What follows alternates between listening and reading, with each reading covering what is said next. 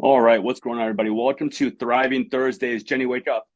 Today, we are going to be talking about how do I level up? How do I take what I'm doing to the next kind of hill, right? That I'm climbing my mountain, my journey, the trip that I'm on. How do I make sure that I can get to that next hill and then keep climbing? For example, maybe you've been doing workouts and you want to start incorporating running into your program, or maybe you want to prepare and train for a marathon, or maybe you want to prepare and you want to train to do an obstacle course race, or maybe you've been doing dumbbell workouts or home workouts and you want to start doing gym workouts or barbell workouts, which it's a little more complicated, right? So how do I find a way to train and upgrade the things that I'm doing appropriately so it doesn't feel like overwhelm and it feels like opportunity? So to start all this off, I'm going to talk about something that I did last year, and Sam mentioned it a little bit in the group chat, in the Savage chat. Now, last year, uh, up until around June, I had been following my program where I was doing a lifting program, I was doing a bulk phase, and I was doing uh, a lot of lifting, and I was packing on muscle.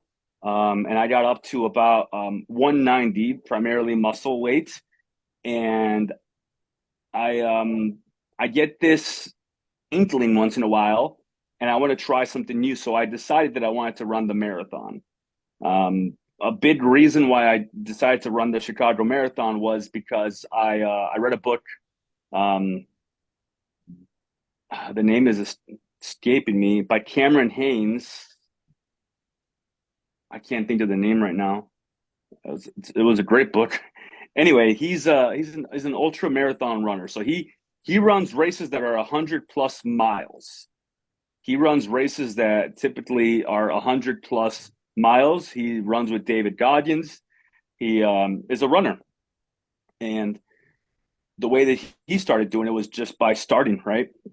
And I decided that I wanted to do a marathon. Now, I've done a marathon before. I did a marathon in 2013 or 2014, about 10 years ago, almost 10 years ago.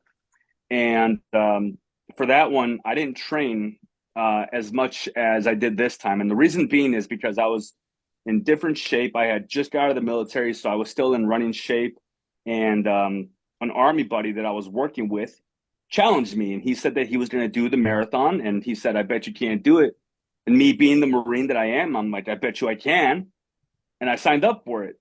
And I did train for it. I followed a program that I found online at the time because I wasn't um, as advanced in my knowledge of working out as I am now. But I followed a program and I did the runs and I progressively worked my way up. I got up to, the 7 miler, 8 miler, 10 miler, 15 miler, 20 miler. Then I worked my way back down. Um, yes, Endure. Thank you. Who wrote that? I can't see the comments here. Hold on. Somebody wrote the name of the book. It is called Greg. Endure. Greg, thank you. Yes, that's the name of the book. So after I trained for it, I ran the marathon with my buddy, and we were keeping pace with each other. We were running together, and about mile 13, he um, he gave up.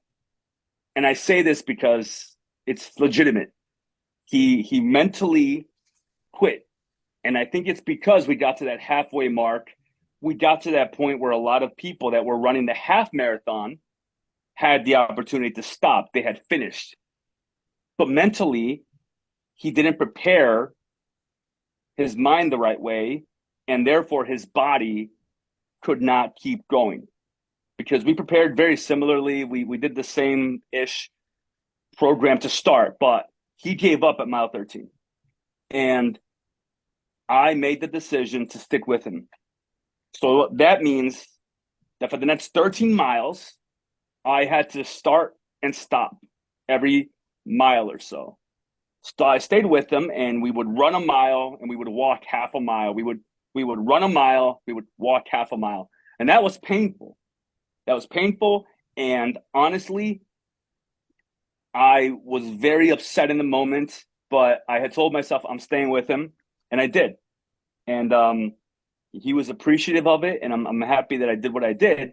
But it was always in the back of my mind that I didn't get to do my marathon. I finished a half marathon, and then the rest of it, it was walking and stopping, running and stopping, running and then walking. It was very painful because once you get into the rhythm, once you get your blood flowing, the stopping and the walking is much more painful, because if you've ever ran a marathon or a half marathon or even long distances, you understand that the blood flows to your feet and back up, right? But when you're running, the blood is flowing through your body because you're circulating your blood, because your heart rate goes up, and therefore the circulation of your blood is flowing a lot faster because your heart rate is higher.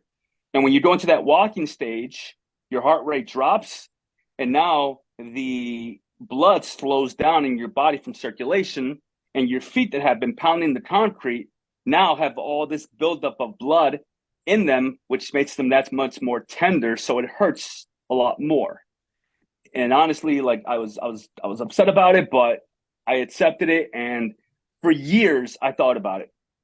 And when I read the book Endure by Cameron Hanes, I'm like, you know what? I'm going to do this marathon. And I looked into it, and I was already past the point of entry, but I found a way to still get into the marathon. I ended up signing up through a nonprofit, the American Liver Foundation. And the reason I did it with them is because my mom, around 18, 20 years ago at this point, had a liver transplant. And I wanted to do something for her. So I raised money for the American Liver Foundation, and then I ran the marathon. Obviously, I prepared for it. I lowered my lifting phase, and I actually created my own program for running, and I progressively worked my way up. 3 miles here, 5 miles. I worked my way up week by week. I would have fartlek runs, which is basically, a fartlek is where you're running at a fast pace and then you're slowing down, and then you run a little bit faster and you slow down. I would have tempo runs where it's basically you're keeping the same tempo throughout the whole run. I would have long runs where my tempo would be a lot slower because it was a long run. And I would have interval runs, which it was a speed run. So I had something specific that I was following.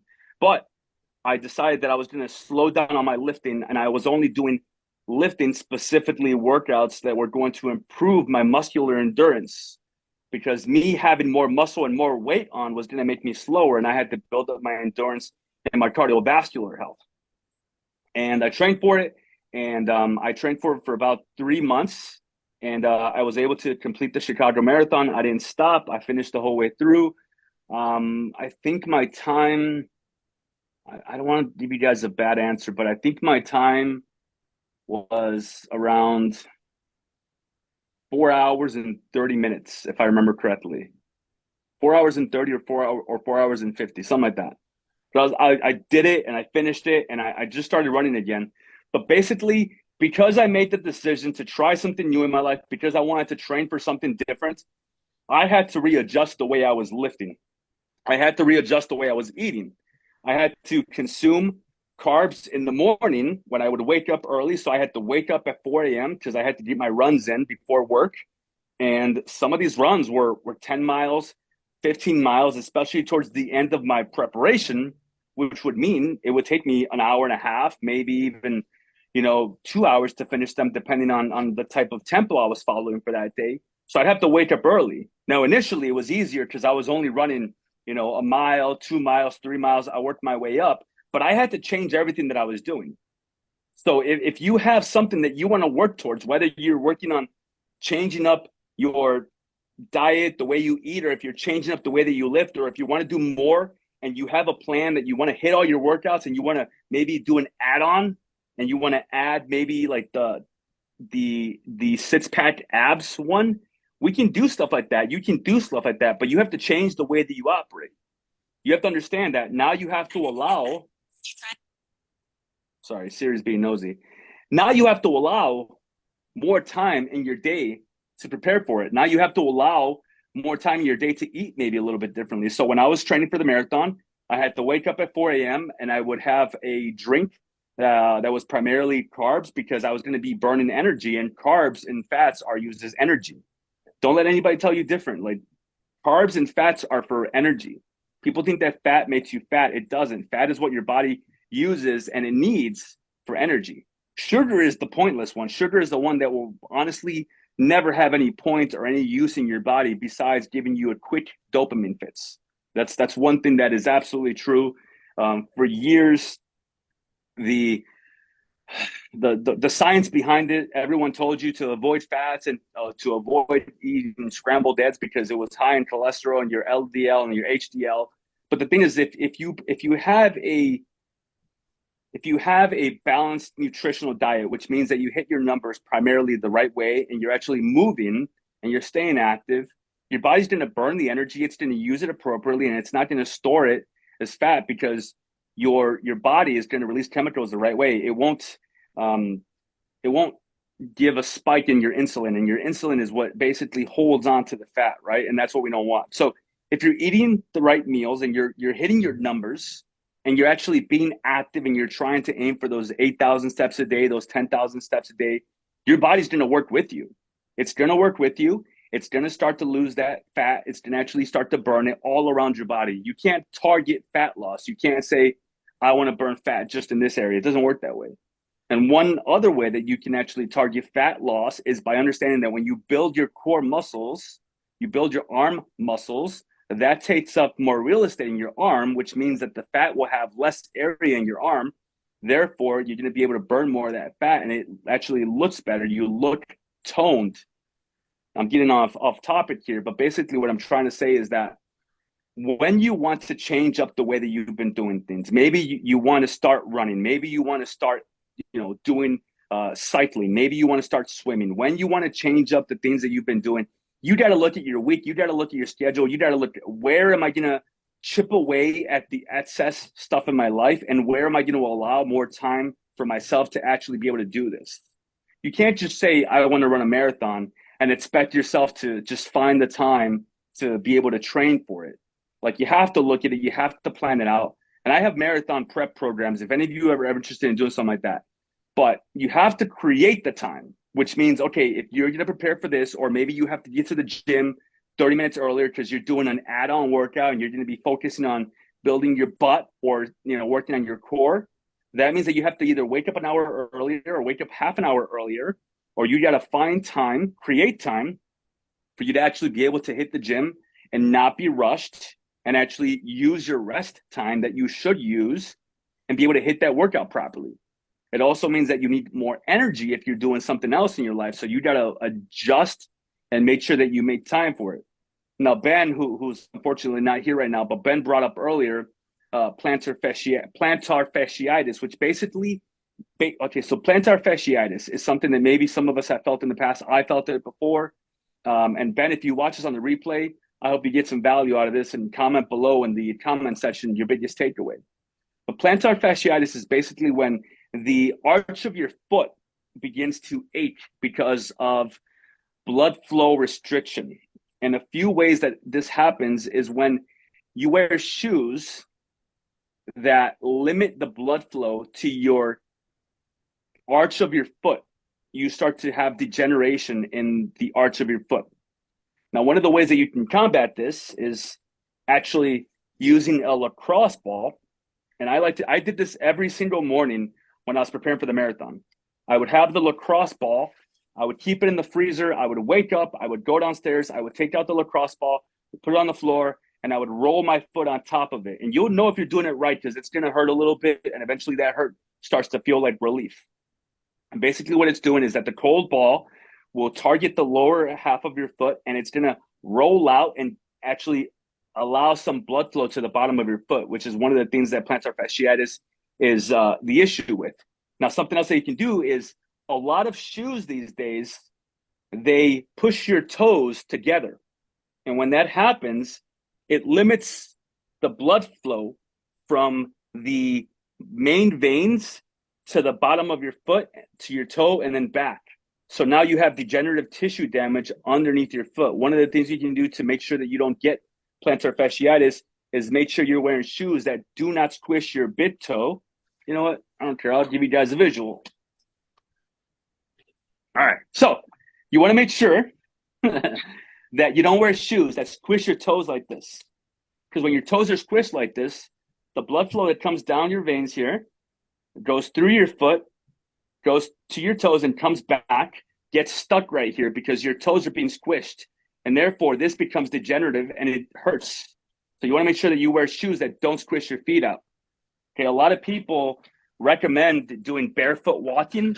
I don't recommend that. The reason I don't recommend it is because when people used to barefoot walk, they were walking on dirt, they were walking on grass, we're walking on concrete. I do recommend wearing shoes that don't squeeze your feet. I wear these. And the reason I wear these is because they don't squish my feet and because I get airflow and because these are very versatile. I work out in these. I go everywhere with these. And as you can tell, I kind of have a certain outfit that I enjoy wearing because it's Darwin as fuck, which means that if I need to, I can take this off. If I get hot or if I get cold, I can button it up. I can roll my sleeves down. If the sun's in my eyes, there's square shoes toe. Yes, Ultra is a good one for square toe shoes. Thank you, Cheyenne, right? That was Cheyenne? I think it was. Yeah. So back on topic. That's one thing that you can do to help with the plantar fasciitis. If that's something that you feel, you can roll your foot on a lacrosse ball for about 30 seconds to a minute every morning, preferably a lacrosse ball that you've left overnight in the freezer, and then move on to the other foot. That's something I did every morning. Now, getting back on topic, if you have decided that you're going to do more than you were doing before, you got to change the way you operate. So look at your day. If you look at your day and you planned your week out on Sunday, so Sunday you sat down and you saw that Monday you have this, and Tuesday you have this, and Wednesday you have this, and you actually took the time to put it into a time slot, and it's going to take you this to do that, and you put your travel time in there because you're actually smart and you realize that it takes you this long to get to work. That means that you have this much time in the gym. If that time that you have in the gym isn't enough time for you to get the extra stuff that you want to do, maybe you want to spend some time in the sauna, which I do recommend, or you want to spend some time, in the steam room. You have to allot more time for it to actually happen. If you want to do a little bit of yoga, maybe you've been practicing your yoga stances. Whatever you want to do, you got to actually allot that time in there. You're not going to just find more time. And if that means getting rid of stuff in your day that you don't need to do, or if that means the night before you set up your workout stuff and you make sure your water bottle is there and you plan what you're going to wake up and do in the morning and you're not groggy and you wake up and you play a motivational video to get you moving, you got to do all those things. I have that Pavlok watch that I wake up to every morning. It starts shocking me. I wake up, I got to get up out of bed and I got to do 21 jumping jacks or it's not going to stop shocking me. And that wakes me up. I do the 21 jumping jacks and then I'm awake. I have blood flow to my whole body and that's it. I'm up. I'm not going back to bed. And then I have my morning routine. I've shortened down my morning routine because through the years, I realized that this is not giving me the same amount of benefits as maybe this is, right? So I've limited my morning routine. My morning routine consists of waking up, 21 jumping jacks. I go to my water bottle. I take my morning pills that I take, my multivitamins, my Alpha Brain, all these different pills and supplements that I take. And then I'm wearing my shorts from the night before and I go straight to my ice barrel and I jump in. I don't talk myself out of it. I don't come up with reasons of why I can't do it. I'm already set up to go. I jump into my ice barrel. I do that for 3 to 5 minutes. I get out and I am like that. I used to do a lot of different things. And throughout the years, throughout the months, I've refined it. I used to do stretching in the morning. I used to do the motivational video, but I've learned to habit stack. So now I don't do the stretching because I find that by the time I'm done with the stretching, even though I do feel better for the day, I get more benefits from jumping in the ice barrel immediately instead of letting time pass by and then me forgetting to do it or something else comes up or I start working X, Y, and Z. So if I do the ice barrel, as soon as I'm up and out of bed, I get a lot more benefit from it. And then when I go to the ice barrel, I throw on something motivational if I want to listen to something, or I bring my phone and I do a little video for you guys, whatever it is. And that way I habit stack. And then I get out of the barrel, I change, I do what I got to do, and I start my day. I also have something called the Get Shit Done list, and that's something that I create the day before. So if you take time the day before or the week before or if you want to sit down and set up a support call with me and tell me that you want to work towards this or work towards that, we can come up with the plan. But the thing is, you got to have the mindset to actually implement it. Whatever you want to start, whatever you want to do, it has to be important to you. If you've always had that want or that idea of I want to run a marathon, or you know what, I've been doing this program, but I've lost 20 pounds. I'm ready to step it up and truly like burn off this fat and like just really dive in. How can I get my plan better? Set up a support call with me and we can like refine your program specifically so you can achieve that. But all of that is pointless if your mindset isn't right, which is why we do the Mindset Mondays, which is why we do the coaching calls, which is why we are in the Savage Chat, which is why we post our wins, which is why I ask you when you join the program, what is your why?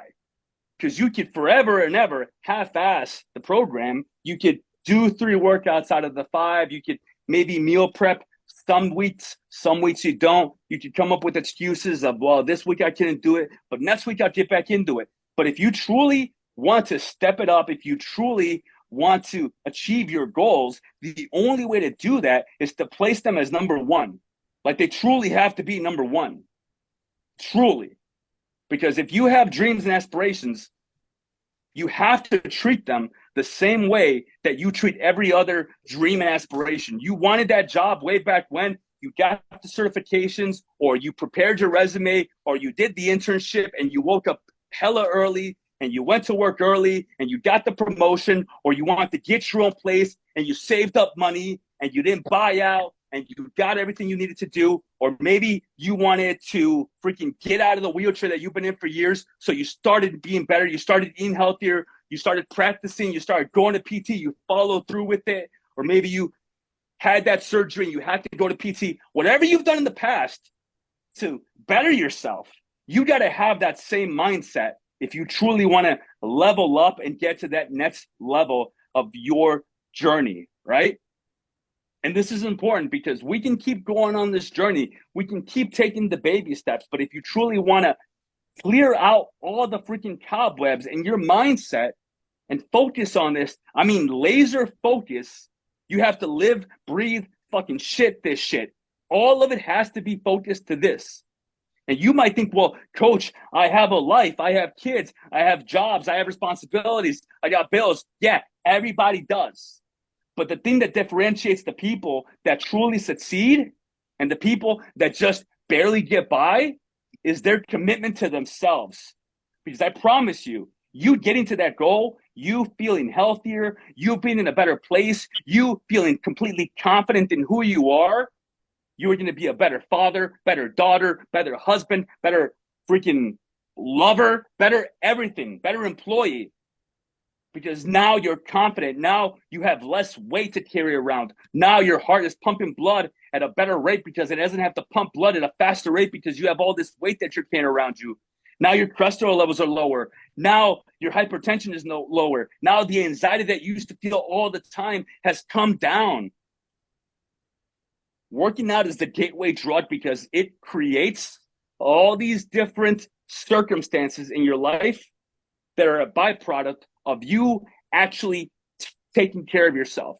And those byproducts are you eat the right foods, therefore your energy levels are lower. You go to bed when you're supposed to. You wake up when you're supposed to. You do the things you're supposed to. You achieve more at work because now you are more confident and you are more productive because you understand what it means to have a timeline of going to the gym, going home, sleeping, blah, blah, blah, blah, blah. All of that matters. Now, I'm not trying to go on a rant here, but this is all to say that the way that I was able to train and prepare for the marathon is by changing up everything that I was doing. I had to wake up at 4 a.m., which means I had to go to bed at 8 to 10 p.m.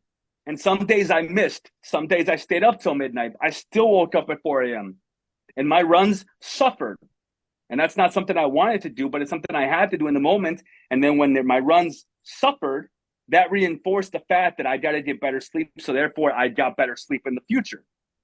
But if you want to do something more, if you want to get all your workouts in, if you want to actually meal prep for the week, if you want to start doing runs in your program, if you want to start maybe doing barbell workouts, if you want to do anything extra than what you're doing right now, you got to change the way you operate. You got to change your mindset. You got to understand that you got to cut the bullshit from your life. You got to stop making excuses. Your mindset has to change so it can clear out the cobwebs and all the self-doubt that you keep having in your mind, and you can feel and you can know that you can achieve it. You can do it. That's the biggest part. Thank you, Heather. I appreciate the heart. All right, guys, I promised half an hour. We are done for today. I hope you got some value out of today. As many of you saw, we do have a new group of people in the Savage Squad Facebook group. They won't get access to our live coaching calls that we do on Thriving Thursdays. This is just for you guys. You guys are all in the Savage Pro program. They're going to be the Savage Essential program. They don't get access to the Savage chat. They don't get bi-weekly check-ins. They don't get support calls. They get the bare kind of essentials of what my coaching program entails. So don't worry, you guys are still at the elite level, and you guys will keep operating at that level. Nothing's changing for you guys. If you got some value out of this, do me a favor. Once I post this video, go ahead and comment in the comment section your biggest takeaway. If everyone can go ahead and unmute themselves. Your grandson just dumped ice water everywhere, and my butt is soaked. Sorry, I think that was right. Oh, no. Yeah, that's why I was like, oh, he's like, oh, he just knocked the whole thing of ice water. That's why I got up and I was running. So sorry. You're good. You're good. All right, guys, take care. You guys have a great rest of your week. Remember, we have bi-weekly check-ins on Saturday. If you have something going on the weekend, you can get it done on Sunday. If you want to do it on Friday, that's fine. You just click on the little plus button at the bottom of your screen in the app, and you just add body stats and body stats and progress photos.